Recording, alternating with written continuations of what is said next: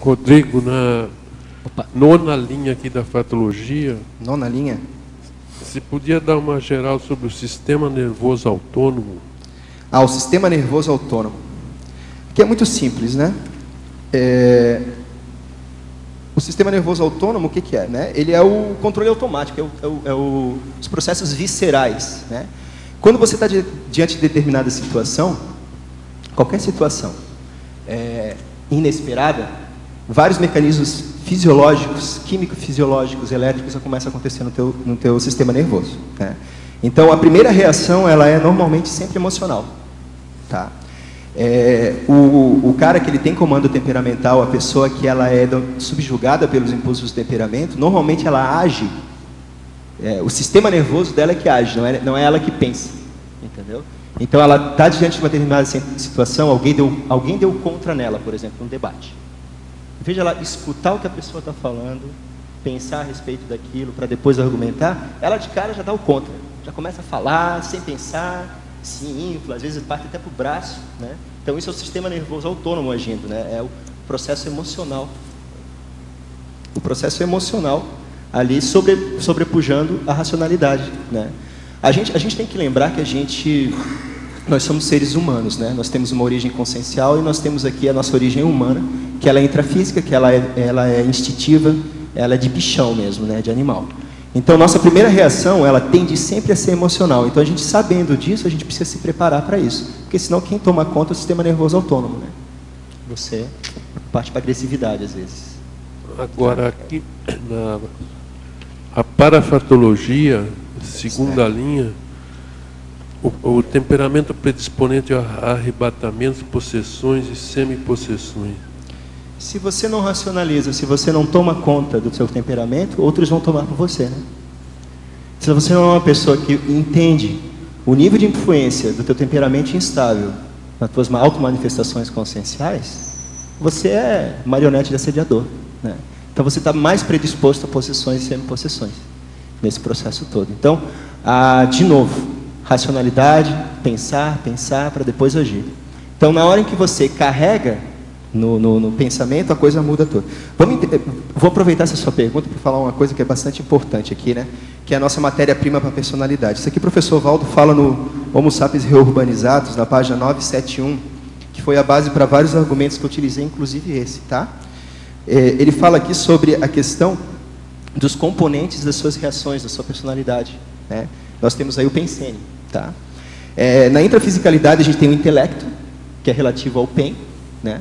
A gente tem o temperamento, que é relativo ao sen, ao sentimento, às emoções. E a gente tem aí a conduta, que é relativa à energia, a forma como a gente se manifesta, certo? O serenão equaliza essas três reações na primeira classe das autopensenizações. Tá? Nós ainda esquecemos de pensar e agimos com base no que a gente sente. Então a gente fica ali, temperamento, conduta, temperamento, conduta. Se a gente olhar bem aqui, ó, comando temperamental, o comando é relativo ao movimento externo. E o temperamental é relativo ao movimento interno da pessoa. Então o que acontece? No momento em que essas duas variáveis não são equilibradas pelo pensamento, pela racionalização, o que acontece? A gente reage sem pensar e aí acontece o que a gente vê aí acontecer, que é justamente as reações emocionais, né? Então isso predispõe aos arrebatamentos. De repente tu explode. Uma coisinha de nada, você explodiu. Você não pensou, você não racionalizou. Então esse é o desafio diário, gente, é pensar, né? Pensar faz muito bem. Tá, obrigado.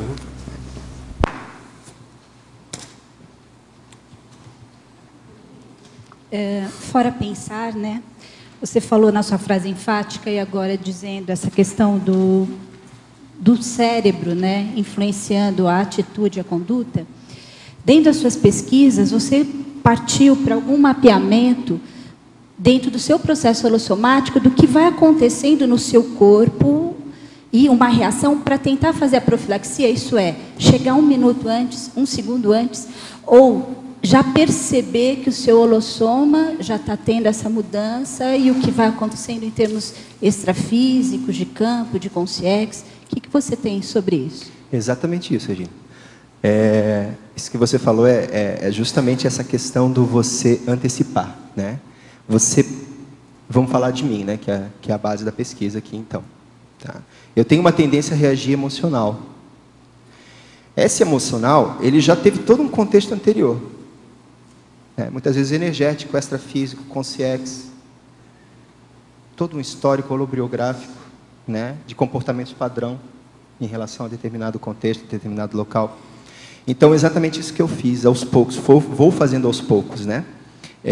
Tentar mapear o que está acontecendo naquele campo onde eu estou, extrafisicamente e intrafisicamente, de que forma, que sinaléticas, né, de que forma isso influencia no meu holossoma. E muitas vezes eu já vejo, se eu continuar por esse caminho aqui, daqui a pouco vai acontecer isso.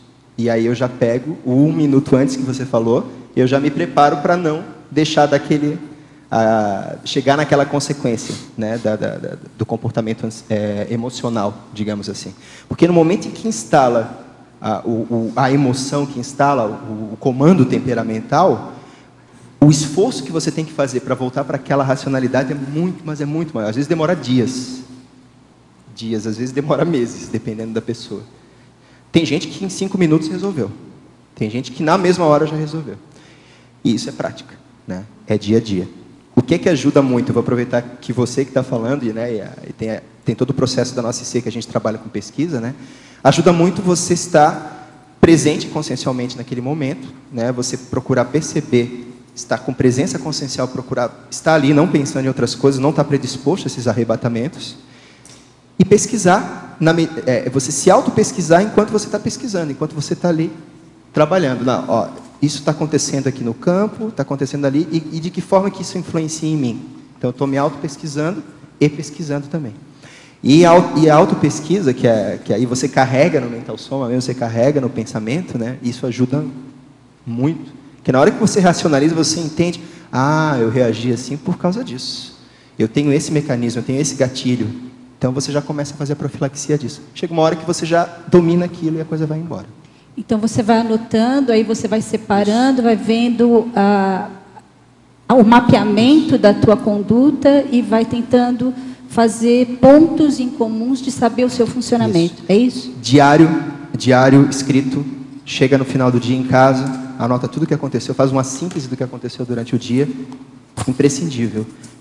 Eu tenho muita anotação. Desde 2003, desde quando a gente começou a estudar Conscienciologia, começamos a fazer os cursos de Conscienciologia, uma das coisas que eu tive que lutar, porque eu sempre fui uma pessoa com temperamento artístico, né? Temperamento mais predisposto a essa instabilidade emocional. Quando eu comecei a entender o processo da importância de você anotar para se auto-pesquisar, eu comecei a anotar. Então, tem muita coisa anotada. Tem coisas que está anotada e guardada lá, a maioria está tudo guardado, mas aquilo ali não interessa, aquilo te ajudou a se entender melhor. Então, chega em casa, anota o que aconteceu. Eu tenho lá um diário para percepciográfico, onde eu anoto. Muitas vezes, na hora, você não tem oportunidade de estar anotando, por causa da correria do dia a dia. Mas você chega em casa, você anota, faz uma síntese do que aconteceu no dia a dia, e depois você volta para olhar aquilo ali. E uma das coisas que eu faço, que eu acho que é muito bacana, o que é que eu faria diferente naquela situação novamente, né? Quando ela acontecer de novo. Isso também ajuda bastante. Em Efeitologia, página 9, gostaria que abordasse o efeito do comando temperamental na paragenética.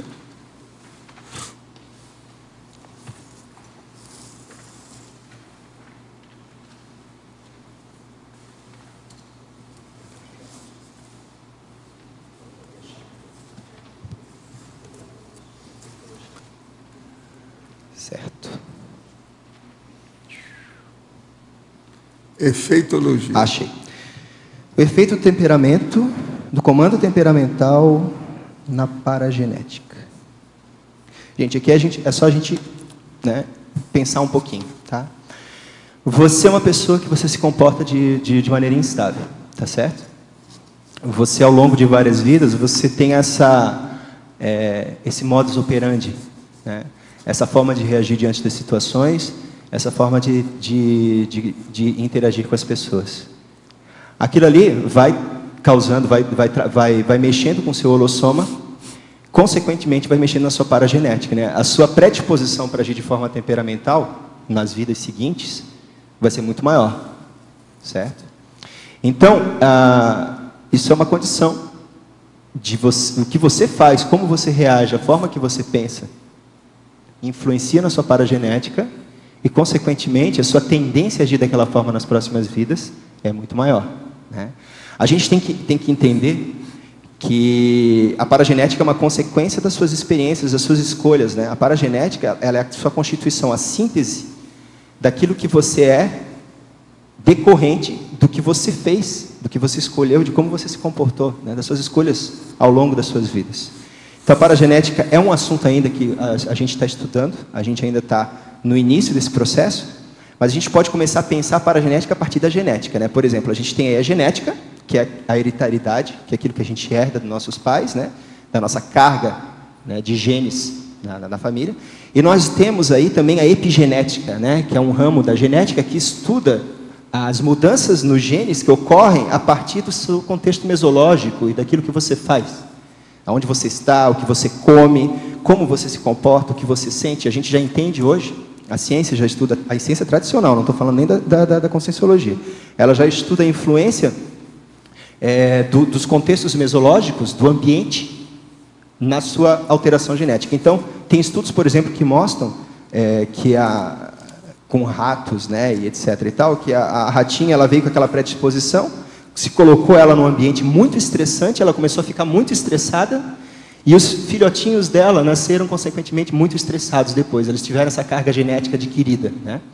Então, o ser humano ele funciona enquanto ser humano da mesma forma. Parageneticamente, vamos dar um salto aí, vamos pensar. Pensem nisso a nível holossomático, multidimensional. O que eu estou pensando agora, o cara é temperamental, às vezes ele nem manifesta aquilo, né? Lá por dentro ele está explodindo, né? Mas por fora ele até está tranquilo ali, comportado. Só que aquilo ali está mexendo na química dele, cerebral, sistema nervoso dele, os hormônios dele estão a mil, né? Então aquilo ali está influenciando tanto geneticamente nele, tanto no corpo dele, mas principalmente energeticamente, no holossoma dele, né? E se ele começa a se comportar daquela forma, se ele não consegue trabalhar para mudar aquele comportamento, aquela condição dele, ele vai tender nas próximas vidas a continuar a condição dele a agir daquela forma, né? Então, a síntese daquilo que a gente tem relação com as escolhas que a gente fez de como a gente se comportou. Então, tudo isso tem relação com a paragenética.